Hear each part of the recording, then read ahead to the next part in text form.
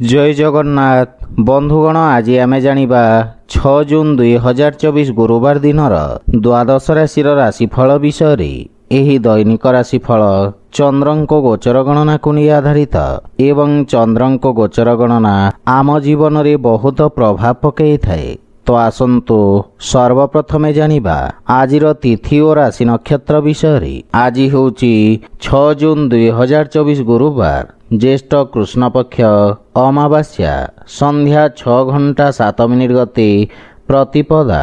आज रोहिणी नक्षत्र रात्र 8 घंटा 16 मिनिट गते मृगशिरा नक्षत्र। आज वृषचंद्र अहोरात्र।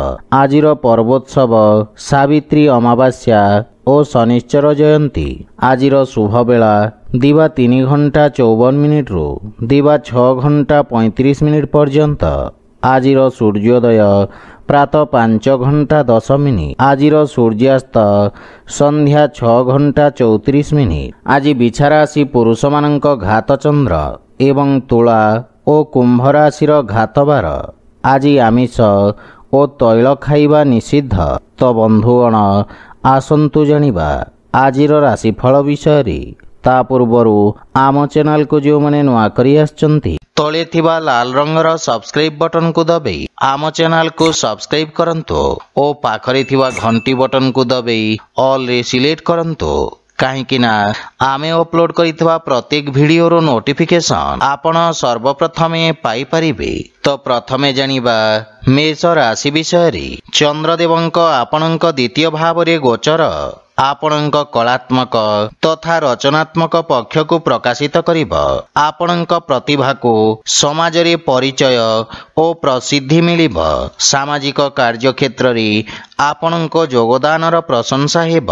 आपणंक व्यक्तित्वर चारिपार्श्व चर्चा हेब। पारिवारिक जीवन रे परिवारर पूर्ण सहयोग मिलिब तथा पितांक मार्गदर्शन रु आपणंक कार्य क्षेत्र रे सफलता तथा प्रसिद्धि अर्जन करिबे। पारिवारिक सदस्यंक सहित उत्तम समय अतिबाहित करिबे एवं कोनोसी कार्य रे आवश्यकता थिले यात्रा करंतो अन्यथा यात्रा करिबा उचित नुहे। आर्थिक स्थिति क्षेत्र रे समय उत्तम अनुकूल रहिब एवं मध्यम अवधिर निवेश लाभदायक साब्यस्त हेब। स्वास्थ्य अवस्था को नहीं असावधानता आपणंक चिंतार कारण हेब। पूर्वरु देखा दउथवा दूरत्वर अंत घटिब एवं आर्थिक स्थिति क्षेत्र रे सुधार आसिब। पारिवारिक संपत्ति रे मध्य वृद्धि घटिब किंतु कार्य व्यस्तता कारणरू किछि शारीरिक थकापण अनुभव करिबे। सेतिपई खाद्यपेय प्रति विशेष ध्यान रखंतु। आज आपण ओम श्री महालक्ष्मी नमः मंत्र जप करंतु शुभ फल पाइबे। वृष राशि आपणंक राशि स्थानरु चंद्रदेवंक गोचर कारणरू पूर्वरु देखा दउथवा समस्यार समाधान हेब एवं आपणंक आत्मविश्वास बढ़िबा कारणरू आपणंक व्यक्तित्व रे चमक आसिब। आपणंक स्वभाव रे क्रोध रे हानि घटिब एवं चिंतारू मुक्ति मिलिब। व्यावसायिक तथा व्यापार क्षेत्र रे सुधार हेबा कारणरू मन प्रसन्न रहिब।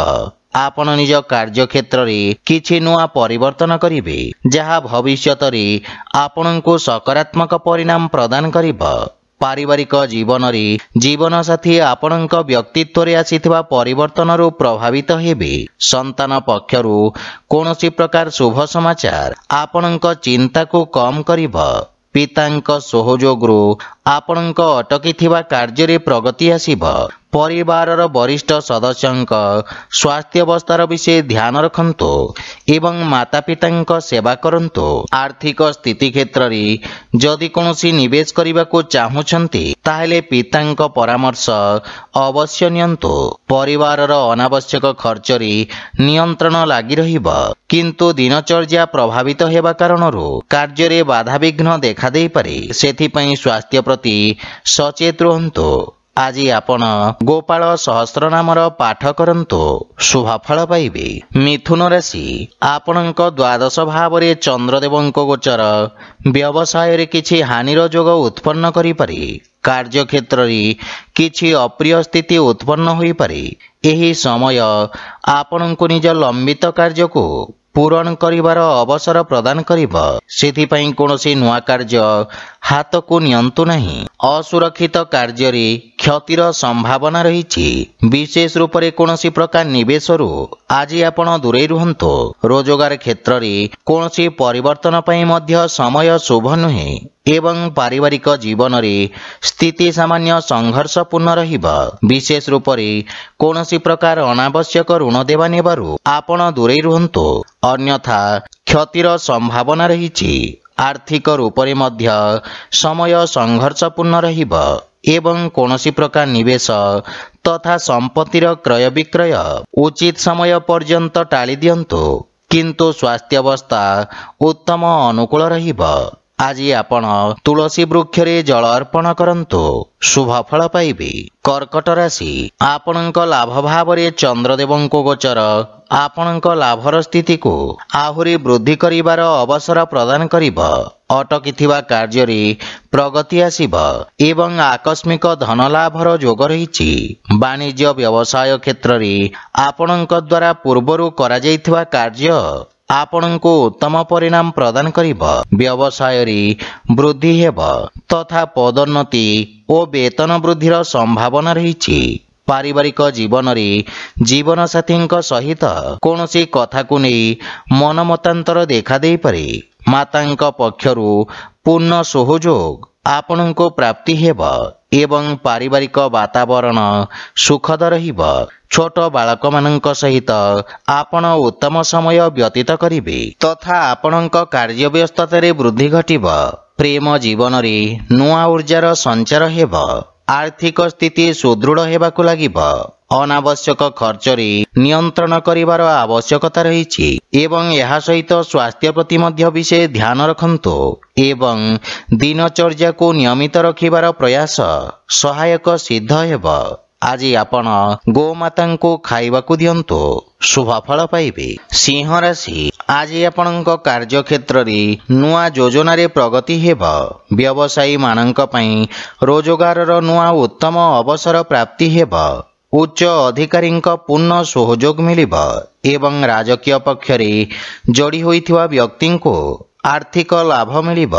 ନୂଆ ବ୍ୟବସାୟର ପ୍ରାରମ୍ଭ କରିବା ପାଇଁ ସମୟ ଅତ୍ୟନ୍ତ ଶୁଭ ରହିବ ଏବଂ ଲାଭର ସ୍ଥିତି ଉତ୍ତମ ଅନୁକୂଳ ରହିଛି। ଆପଣଙ୍କ ନୂଆ ବିଚାର ତଥା କ୍ରାନ୍ତିକାରୀ ଭାବନା କାର୍ଯ୍ୟକ୍ଷେତ୍ରରେ ଉତ୍ତମ ପରିଣାମ ପ୍ରଦାନ କରିବ। ପାରିବାରିକ ଜୀବନରେ ପିତାଙ୍କ ସମ୍ପର୍କରେ ସୁଧାର ଆସିବ ଏବଂ ପରିବାରରେ ହସ ଖୁସିର ବାତାବରଣ ଲାଗି ରହିବ। ସନ୍ତାନ ଆପଣଙ୍କ ମାର୍ଗଦର୍ଶନର ଅନୁସରଣ କରିବେ ଏବଂ ଆପଣ ଜୀବନସାଥୀଙ୍କ ଭାବନାକୁ ସମ୍ମାନ କରିବେ। ସେଥିପାଇଁ ପ୍ରେମରେ ମଧୁରତାର ଭାବ ରହିବ।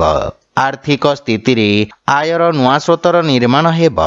ଆର୍ଥିକ ସ୍ଥିତି ପୂର୍ବ ଅପେକ୍ଷା ସୁଦୃଢ଼ ହେବାକୁ ଲାଗିବ ଏବଂ ସ୍ୱାସ୍ଥ୍ୟାବସ୍ଥା ଉତ୍ତମ ଅନୁକୂଳ ରହିଛି। କିନ୍ତୁ ଶ୍ୱାସ ସମ୍ବନ୍ଧିତ ରୋଗୀ ସ୍ୱାସ୍ଥ୍ୟାବସ୍ଥାର ବିଶେଷ ଧ୍ୟାନ ରଖନ୍ତୁ। ଆଜି ଆପଣ ଅସହାୟ ଗରିବ ବ୍ୟକ୍ତିଙ୍କୁ ସାହାଯ୍ୟ କରନ୍ତୁ, ଶୁଭ ଫଳ ପାଇବେ। କନ୍ୟା ରାଶି, ଆପଣଙ୍କ ଭାଗ୍ୟ ଭାବରେ ଚନ୍ଦ୍ରଦେବଙ୍କ ଗୋଚର ପୂର୍ବ ସମୟରୁ ଚାଲି ଆସୁଥିବା ସମସ୍ୟାର ସ୍ଥିତିରେ ସୁଧାର ଆଣିବ ଏବଂ ଭାଗ୍ୟ ଆପଣଙ୍କ ସପକ୍ଷରେ ରହିବ। ଅସୁରକ୍ଷିତ କାର୍ଯ୍ୟ ତଥା ସେୟାର ମାର୍କେଟ ଆଦିରେ ଲାଭବାନ ହେବେ। ବିଦ୍ୟାର୍ଥୀ ଛାତ୍ରଛାତ୍ରୀମାନଙ୍କ ପାଇଁ ସମୟ ଅନୁକୂଳ ହେବାକୁ ଲାଗିବ। ରୋଜଗାର ପାଇଁ ପ୍ରୟାସରତ ବ୍ୟକ୍ତିଙ୍କୁ କିଛି ଶୁଭ ସମାଚାର ମିଳିବ ଏବଂ ପାରିବାରିକ ସମ୍ପର୍କରେ ଦେଖାଦେଉଥିବା କଠୋରତା ଦୂର ହେବ। ମାନସିକ ଚିନ୍ତାରୁ ମୁକ୍ତି ମିଳିବ। ପରିବାର ସଦସ୍ୟଙ୍କ ସହଯୋଗ ପ୍ରାପ୍ତ ହେବାରୁ ବ୍ୟବସାୟିକ କ୍ଷେତ୍ରରେ ମଧ୍ୟ ସନ୍ତୁଷ୍ଟି ଅନୁଭବ କରିବେ। ପୂର୍ବରୁ ଦେଖାଦେଉଥିବା ସମସ୍ୟାରୁ ମୁକ୍ତି ମିଳିବ ଏବଂ ମାତାଙ୍କ ସହିତ ନିଜ ସମ୍ପର୍କର ବିଷୟ ଧ୍ୟାନ ରଖନ୍ତୁ। ଛୋଟ ଭାଇ ଭଉଣୀଙ୍କ ସହଯୋଗରୁ ଲାଭ ପ୍ରାପ୍ତି ହେବ ଏବଂ ଆର୍ଥିକ ସ୍ଥିତିରେ ସେୟାର ମାର୍କେଟ ଆଦିରୁ ଆକସ୍ମିକ ଲାଭର ଯୋଗ ରହିଛି। ଆର୍ଥିକ ସ୍ଥିତି କ୍ଷେତ୍ରର ସୁଧାର ହେବ। ସ୍ୱାସ୍ଥ୍ୟ ପକ୍ଷ ଆହୁରି ମଜବୁତ ହେବାକୁ ଲାଗିବ। ଅସ୍ଥାୟୀ ରୋଗରୁ ମୁକ୍ତି ମିଳିବ। ଆଜି ଆପଣ ଭଗବାନ ଶିବଙ୍କ ଆରାଧନା କରନ୍ତୁ, ଶୁଭ ଫଳ ପାଇବେ। ତୁଳା ରାଶି, ଆପଣଙ୍କ ଅଷ୍ଟମ ଭାବରେ ଚନ୍ଦ୍ରଦେବଙ୍କ ଗୋଚର କାରଣରୁ ଆପଣଙ୍କୁ ନିଜ କାର୍ଯ୍ୟରେ କିଛି ସମସ୍ୟାର ସାମ୍ନା କରିବାକୁ ପଡ଼ିପାରେ, କିନ୍ତୁ ଆକସ୍ମିକ ଧନଲାଭର ଯୋଗ ରହିଛି। ସାମାଜିକ କାର୍ଯ୍ୟରେ ଆପଣଙ୍କ ଯୋଗଦାନ ଆପଣଙ୍କ ପ୍ରଭାବ କ୍ଷେତ୍ରରେ ବୃଦ୍ଧି କରିବ। ବିପରୀତ ପରିସ୍ଥିତିରେ ମଧ୍ୟ ଆପଣଙ୍କ କାର୍ଯ୍ୟ କରିବାର କ୍ଷମତା ଆପଣଙ୍କ ସହକର୍ମୀମାନଙ୍କୁ ପ୍ରଭାବିତ କରିବ। ପାରିବାରିକ ଜୀବନରେ ପରିବାରର କୌଣସି ସଦସ୍ୟଙ୍କ ସହିତ ମତଭେଦ ଦେଖାଦେଇପାରେ, କିନ୍ତୁ ଆପଣ ନିଜ ବାଣୀର କୌଶଳରେ ସମସ୍ତଙ୍କୁ ପ୍ରଭାବିତ କରିବେ। ଜୀବନସାଥୀଙ୍କ ସହିତ ସମ୍ପର୍କରେ ପ୍ରଗାଢ଼ତା ଆସିବ, କିନ୍ତୁ ପିତାଙ୍କ ସ୍ୱାସ୍ଥ୍ୟାବସ୍ଥାର ବିଷୟ ଧ୍ୟାନ ରଖନ୍ତୁ। ପ୍ରେମ ସମ୍ବନ୍ଧରେ ମାନସିକ ଶାନ୍ତି ବା ପ୍ରସନ୍ନତା ଅନୁଭବ କରିବେ ଏବଂ ଆର୍ଥିକ ସ୍ଥିତିରେ ଆର୍ଥିକ ଲାଭ ମିଳିବ। ଶୁଭ କାର୍ଯ୍ୟରେ କରାଯାଇଥିବା ନିବେଶ ଆପଣଙ୍କ ଲାଭର ସ୍ଥିତିକୁ ଦ୍ୱିଗୁଣିତ କରିବ। ମାନସିକ ଚିନ୍ତା ସ୍ୱାସ୍ଥ୍ୟାବସ୍ଥାକୁ ଖରାପ କରିପାରେ। ବିଶେଷ ରୂପରେ ଅନିୟମିତ ରକ୍ତଚାପ ରୋଗୀଙ୍କୁ ସ୍ୱାସ୍ଥ୍ୟାବସ୍ଥାର ଧ୍ୟାନ ରଖିବା ଉଚିତ। ଆଜି ଆପଣ ଗୋମାତାଙ୍କୁ ଖାଇବାକୁ ଦିଅନ୍ତୁ, ଶୁଭଫଳ ପାଇବେ। ବିଛା ରାଶି ଆପଣଙ୍କ ସପ୍ତମ ଭାବରେ ଚନ୍ଦ୍ରଦେବଙ୍କ ଗୋଚର ଆପଣଙ୍କୁ ନିଜ ସମସ୍ତ ସମସ୍ୟାକୁ ସାମ୍ନା କରିବାର ଶକ୍ତି ପ୍ରଦାନ କରିବ। ଆପଣଙ୍କୁ ଉଚ୍ଚ ଅଧିକାରୀଙ୍କ ସହଯୋଗ ପ୍ରାପ୍ତି ହେବ ଏବଂ ସମସ୍ତ ନିର୍ଣ୍ଣୟ ଆପଣଙ୍କୁ ଆଶାତୀତ ସଫଳତା ପ୍ରଦାନ କରିବ। ଯଦି ଭାଗିଦାରୀ ଭାବରେ କୌଣସି କାର୍ଯ୍ୟକୁ ପ୍ରାରମ୍ଭ କରିବାର ଯୋଜନା କରୁଛନ୍ତି, ତାହେଲେ ସମୟ ଅତ୍ୟନ୍ତ ଶୁଭ ରହିଛି।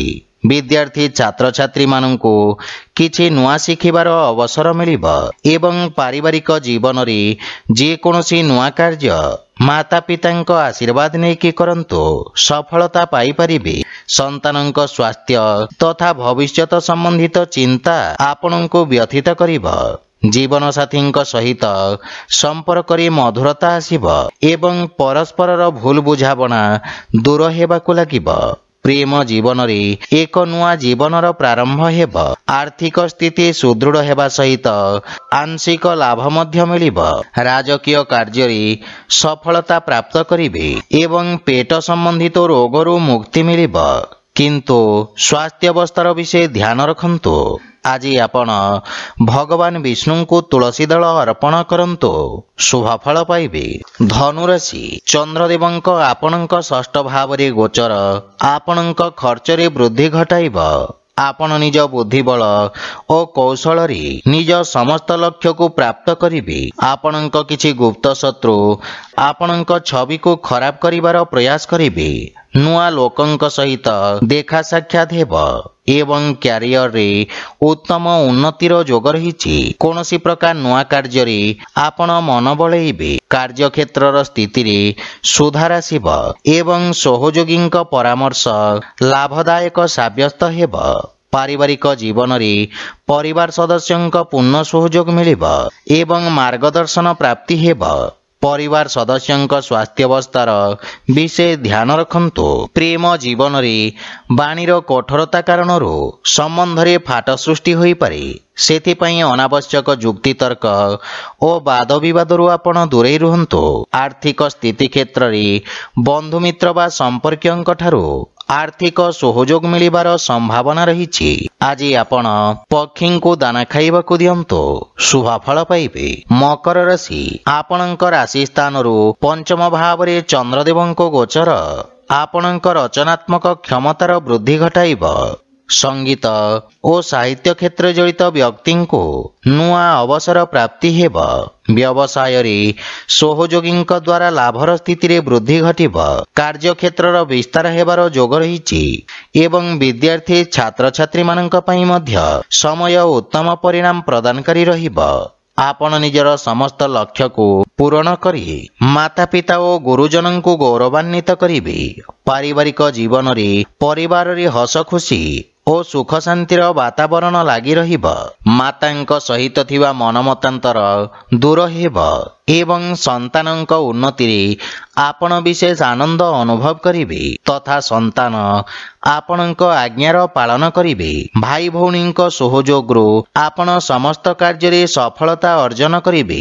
ଆର୍ଥିକ ସ୍ଥିତି ମଧ୍ୟମ ଧରଣର ରହିବ। ବ୍ୟାପାର ବାଣିଜ୍ୟ କ୍ଷେତ୍ରରେ ଆଶାତୀତ ପରିଣାମ ପାଇବା ପାଇଁ ଅଧିକ ପ୍ରୟତ୍ନ କରିବାର ଆବଶ୍ୟକତା ରହିଛି।